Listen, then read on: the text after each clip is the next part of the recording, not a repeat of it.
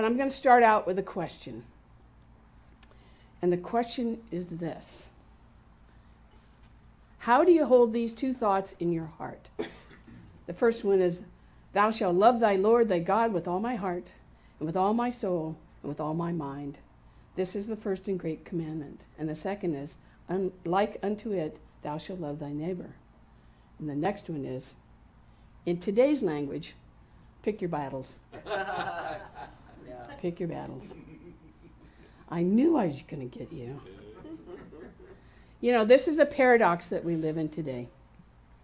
It's be the good person, and yet what we see is war, and we see violence, and we see division, you know, and it's challenging. It's really challenging to see God in some of this, you know. I mean, every day, and it's nonstop now, right? It's all the time. And we have to lift ourselves up. We have to do something about it. Being here today, and I was thinking about this while Jody was praying. You're all here to hear this message today. So it's important that you pay attention to what I'm going to talk about. It's really important today because we're all affected by this. And the spiritual work that you do, I hear an echo here. Spiritual work that we do here is really important because it needs to lift us up during the week as we go along. Because it's not easy. So this month we're being called to look for love everywhere we go. The guy that's on the ground, you know, that's a homeless guy that decides that's where he wants to be. Or maybe not, but we have to see him as part of God. We have to, how we interact with people. Anybody have a rough week talking to anybody this week? Oh, come on, I'm not the only one. Sure, those things happen to us. The events of the world, obviously, and then ourselves. Anybody have a conversation with yourself this week? There we go, I'm not alone, all right. The thing is, we get to transform life, the world, and hopefully create harmony as we go along. Ernst Holmes said this, and I'm going to read this one because this is profound to me. In fact, the quote that they had was short, and I thought, that's not enough. Where did this really come from? And I'll read it because that's a lot for you to read up there. It says, we should daily train our thoughts to recognize the Spirit in everything we do, we say, or we think. When we do that, things are in alignment. There's no other way. To try any other way would be to make a complete failure. Render, therefore, unto Caesar the things which are Caesar's, and unto God the things that are God. A constant realization of the presence of Spirit will provide a sense of divine companionship, really important, that no other attitude could produce. Why should we not take the highest and the best? God is, and we should realize this truth and make use of it. As soon as we recognize God is, we can turn the law and tell it what to do. You get that? So there's several parts in here that really struck me. The first one was, which is the short paragraph that they gave me, is a constant realization of the presence of Spirit will provide a sense of divine companionship that no other attitude could produce. I have a story about that today. When we really get it that we're not alone, that we are one with something greater, then there's this warm feeling that comes over you. Do you know what I'm talking about? So start listening to your body if you feel this oneness. In fact, somebody was showing me a picture of their child this morning that was this high singing a song. And I was like, oh, I remember that. I remember that. You know how small he is now? And I just saw him and he's going, I want to grow a mustache. It's really cute. Why should we not take the highest and best? Sometimes we compromise, right? Anybody compromise? Yeah, we compromise. We don't have to do that. Think of what it is you want. And we should realize this truth and make use of it. When you know, I was talking to somebody else earlier, when you know that it is done, it is done. But we step back, we hold back. You don't have to do that. I'm here to tell you today, you don't have to do that. Everybody get that? You don't have to hold back anymore. And then the last part is as soon as we recognize that God is, we can turn to the law.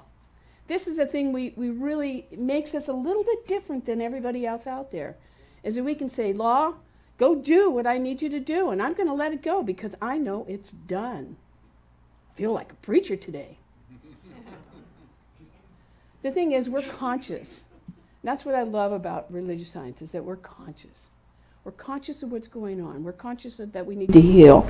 We're conscious of spirit. And the thing is we have to, as we are so conscious of this, we have to know that we're always being guided to the next step, to the next thing, and not be afraid of it. So I'm going to give you a story. It's a true story. Happened in 2000. I went to Austria, Switzerland, and Norway for 3 weeks. Now, how many people have been out of the country? How many people get a little nervous when you're out of your country? Me. I'm always worried, like, what's going to happen? Because I can't read the signs. I can't speak to the people because it's not the same language. But usually foreigners do know some English, so we're kind of okay. But, and the other part is like trying to read the signs. Which way do I go? Which way do I go? And the key for me on this trip, and I'm not taking you through my trip lane, okay? So you're not going to have to watch all the photos that I took. But we were going to be gone for 3 weeks. We were gone for 3 weeks. I lost 15 pounds in those 3 weeks. I think I need to go again. Anyway, the first place we went to is this place. It's called Hallstatt. Isn't that gorgeous? Now, you'll notice there's a little boat there. I'll talk to you about that boat in a minute. In fact, I was just reading last week that Hallstatt has become one of the most sought-after places to go, and they're actually asking people not to come. It's so crowded now, and it's just a little town. In fact, the streets are not as wide as this room. The streets are very narrow, probably about from here to there. That's how what the streets are like. And so all you see are these little cars driving, right? All right, so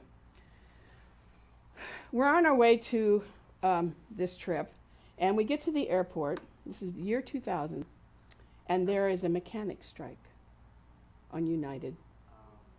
So it starts out really well. And I call my practitioner, who at the time was Jana Zunich. We remember Jana. And she and we were like kind of like panicked, you know. And they said, well, because we're going to miss our connecting flights, right? And so I call her and said, well, they're going to put us on another flight, but it's going to be, you know, they're going to put us in business class. The time I didn't know what business class was. She goes, that's great. That's really good. I'm like, what do you mean that's really good? Well, because in business class, they give you this lounge chair and a television, and you can go to sleep by yourself. You don't have people cramped next to you, right? Because it was a 13-hour flight. Mm-hmm. So she prayed, and after that, everything started to work, right? So we fly there. We fly to, God, I don't even remember. I think we had to stop in France even, but we didn't get out. We had to just wait for another plane.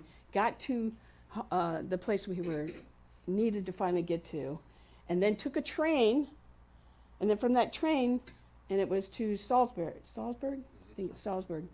And as soon as we get off the train, all these people accost us. Now, we don't know anybody. We don't know the language. We don't know who we can trust. You can kind of see the fear that's kind of coming up a little bit.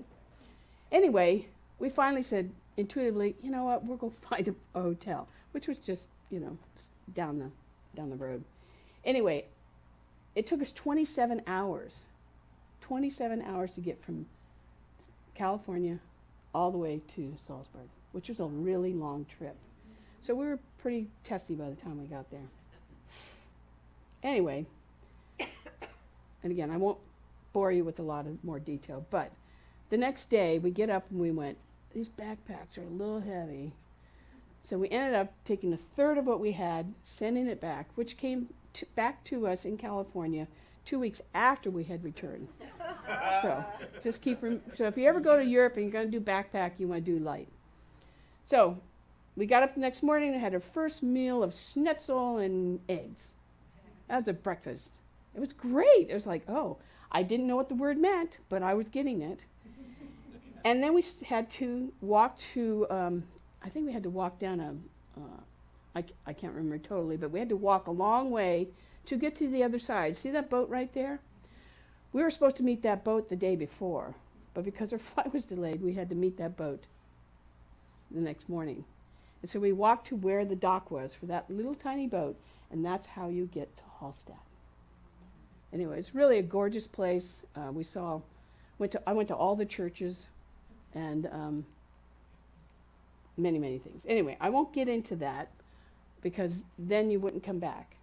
So what I do want to say is that because even though we were tired, we really knew, and I was a practitioner, I think I've been 5 years as a practitioner, I really knew that I had to have a certain attitude. I had to see people as divine, as part of God, as more than me, and so that they would help us get to the next destination. Otherwise, if I didn't see their divinity, what do you think might have happened if I had gotten really mean and really angry? What happens when that happens? You can speak back to me. Bad news bears, right. So eventually we were there for about a week, did all the hiking, all that stuff, and then we went to a place called Lauterbrunn. Yeah, and that's a real live what it looks like. It's so beautiful, the waterfalls. And the guy, Geiger? I can't remember the name of it. Geiger, I can't remember the name. Anybody been there? Okay, it doesn't matter. Anyway, I want you to notice in the middle there's a steeple. It's a church steeple. There are real bells there. Real bells. And so every time they played 6 a.m., 9 a.m., noon, we heard the bells. Loud bells. But it's really important for you to know something about that place because I had an epiphany when I was there. And you would think, as a practitioner, I would already know this. It wouldn't be a big deal to me. But the epiphany was I realized we were all one. There was no separation in who we were because they lived here and I lived in the U.S. There was nothing that separated us. And the story goes, right next to that tower was a hotel. We were on the second floor. In Europe, at least here, because it was so chilly, there are no bugs. Yay! Yeah. Especially when you're hiking. But you could look outside the window. So when you looked outside, you were looking outside to the people. So one day, afternoon, we'd come home and had been hiking all morning. And I heard these children laughing. I heard them laughing, and I'm like, what's that? What is that? And so I looked outside the window, and below me are these children, and they're running around, and they're playing tag. And they have this fire going. So they got a fire, and they're just having a great old time. It wasn't like a really hot, it was like today, actually. And they're having a really good time, and it was just the joy in their voices, listening to them. Just, it was like, oh, that's what brought me home. Anyway, it started to drizzle. Who had drizzled this morning? Yeah, most of us did. It started to drizzle. And they all of a sudden are starting to get wet. And then it starts to rain. And they didn't run into the house. Instead, they opened their arms, they put their hands up, they ran around with their tongue out. With their tongue out. Drinking the rain. They were like there. And I was there with them, watching them. And I stepped away for just a moment, and I heard these screaming, and I'm like, what are they screaming about now? I got to go look. It was a laughter scream because moms were coming out to say, come on, it's raining, you've got to come in. And instead of the moms getting mad at them, you know what the moms did? Is they ran around with them and brought them in. That's when I got it, that we're all the same. We're all the same. We're all humans. And at a human level, we all want the same thing. We want love. We want peace. We want to have a good life. We want to be healthy, right? And we want to enjoy our life. But that was my epiphany. I got it. I really got it at it. And I still remember it today like it was yesterday. It was so, so cool. So I'm going to offer today some things that I hope will bring that home for you. I mean, if you were there visually seeing those children and you could see that expression, then maybe you got it. But I also want you to hear some other things. Holmes said this. He said, loving each other unconditionally. We need to love each other unconditionally. And that involves accepting people for who they are. Make sure I'm in the right place here. It's the unity of good is a revelation of the great importance, for it teaches us that we are one with the whole and one with each other. So I have a question. Anybody have any difficult family members?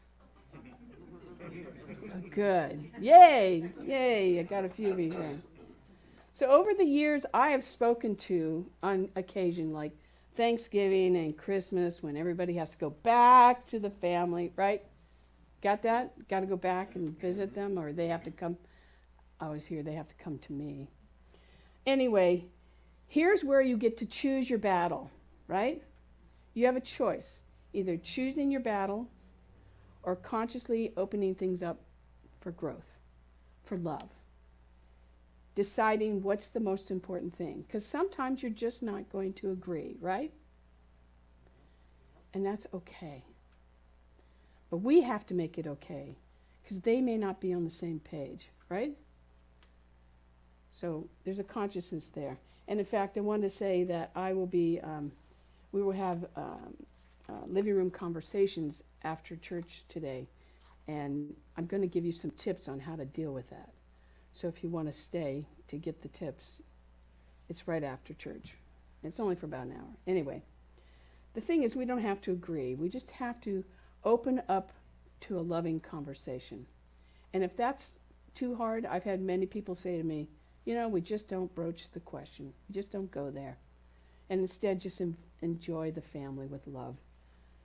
But I believe, and I talk about this all the time, we are called to be the example of God in the world, of peace, bringing peace to bringing peace to our businesses, our life. Tell you how many times I've been by myself and I've come upon somebody who's like at a gas station and they're having an argument. It gets a little out of hand, and I say, that's enough. I don't have to do anything, but I know the power. In fact, someone said this morning about the power we have. We have the power to just say, that's enough. So that we bring that peace here. That's part of our work. The second part of our work is to advocate for human rights. Martin Luther King said, love struck with each other, not colorblind each other. Love each other. Love each other. How many of you remember the civil rights movement of the 60s? A few of us do, yeah. And here's where people of all races, all colors got together to abolish Jim Crow and the laws of the United States so that it would become more free for everyone. It was a big deal. Now, I'm not a person that marches. I'm a person that educates. And what I want you to know is, today, what we're fighting is human trafficking. Human trafficking. And it's important for us to be aware of that. That's why the thought of human rights, it's like, I don't march. I don't know, I have a thing about being out there and marching. But I can be there for the person that needs that help. I can be there for the organization. And I know people who have been trafficked before. I know of organizations that help people that do that have been through that. But we can do that. So, normally we're not, we don't march on the streets as religious scientists. But we can use our mind to know a better way. And if we have, and I would think most of us here are pretty prosperous, put our money where our mouth is, where our beliefs are. That's your choice. And I'm not here to advocate that. I don't do that up here. But it's just something for you to consider. If you can help somebody, do it. Don't be afraid to. And then the last thing is called radical forgiveness. It's Debbie Ford's book on radical forgiveness calls for us to practice forgiving each other so that we can experience more love. And I put in there immediately or later. Just know it'll come. So I'm going to give you a story, and now the story I'm going to give you is about becoming a minister. And I know that Angela and I feel the same way about this. When we become a minister, we hear the call. All of us have a call.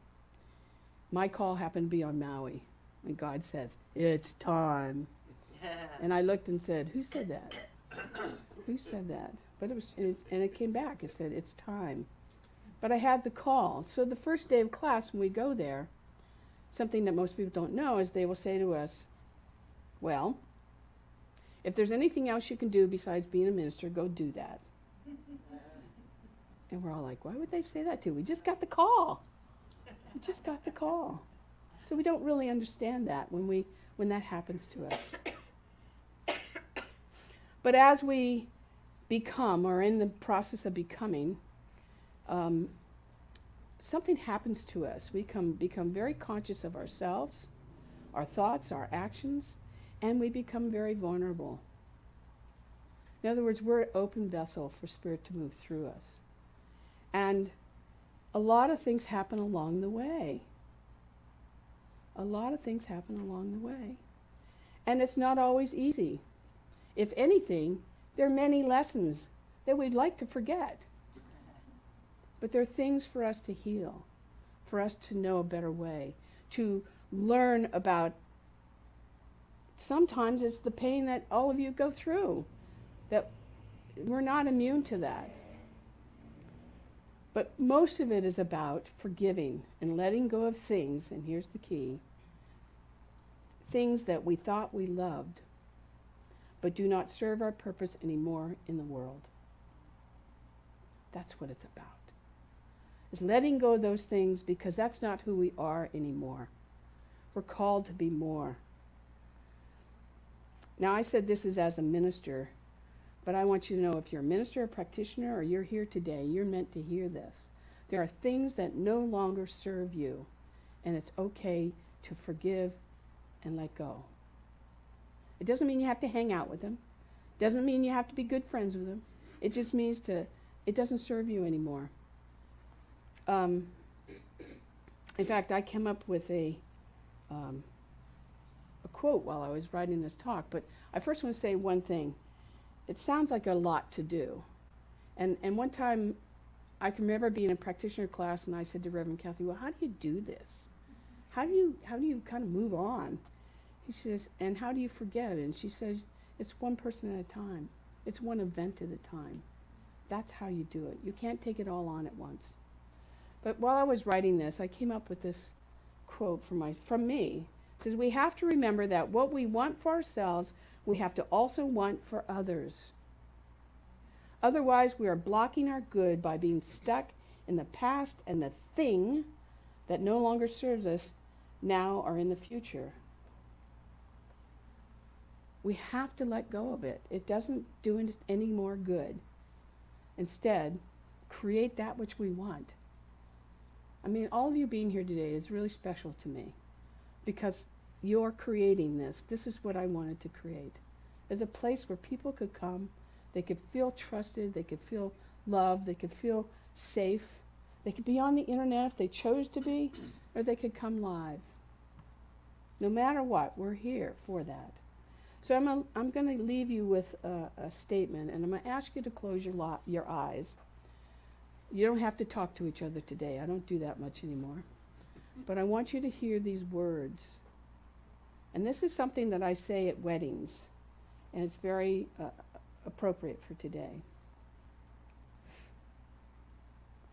Love is patient and kind. Love does not envy or boast. It is not arrogant or rude. It does not insist on its own way. It is not irritable or resentful. It does not rejoice at wrong doings, but rejoices with the truth. Love bears all things, believes in all things, hopes all things, endures all things. Love never ends.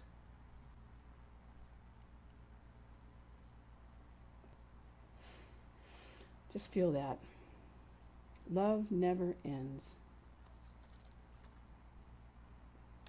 You can open your eyes if you like.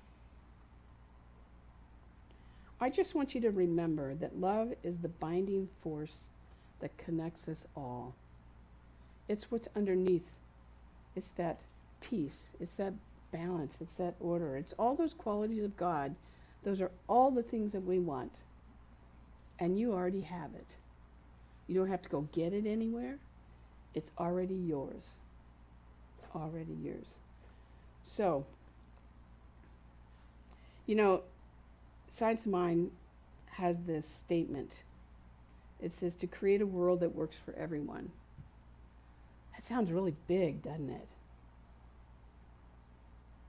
All I want you to do is to do one person, one thing, one event at a time. That's it. When you do that, I mean, how many people we got here? 35, 40? 40 times, and you do it once a day. So that's 40 times 7. How much is that? Calculate for me, guys. 280 times in a week. That's a lot.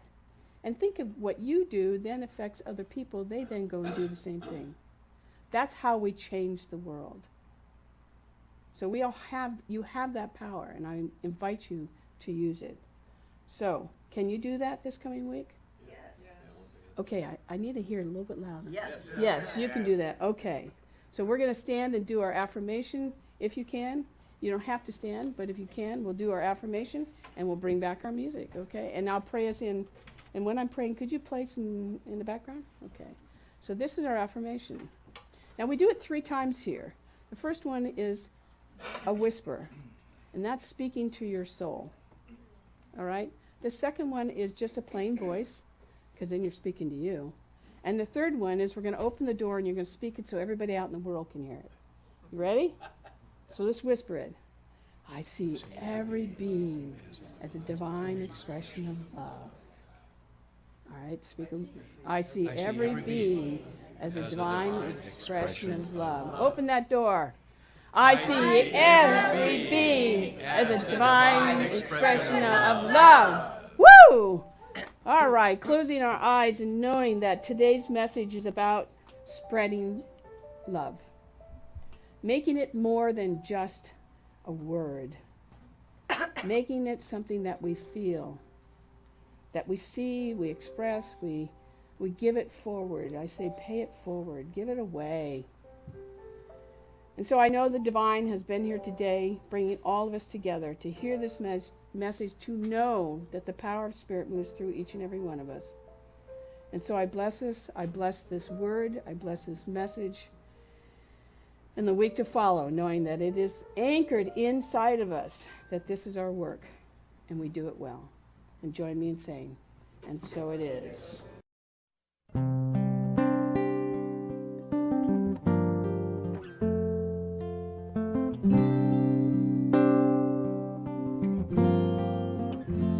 Whenever I have hurt in my heart, I ask, what will love do?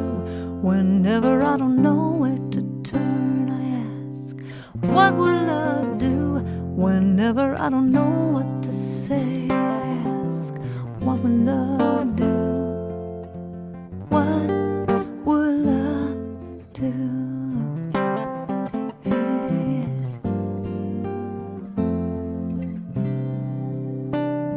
Anytime that I'm stuck in my pain, I ask, what will love do?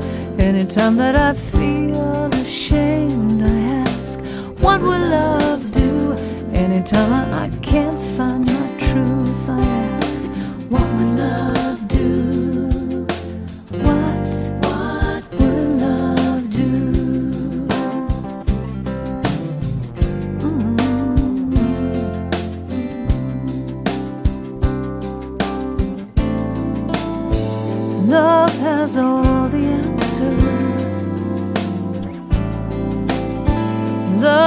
makes no demands. Love will lead me to the truth and help me to understand that life is all about love. When I have something hard I need to say, I ask, what would love do? When it seems another block is in my way, I ask, what would love do? When it seems I can't face another day, I ask, what would love do? Tell me, what would love do? Oh yeah, what would love do?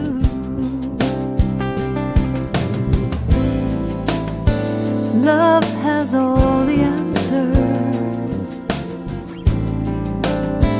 Love makes no demands.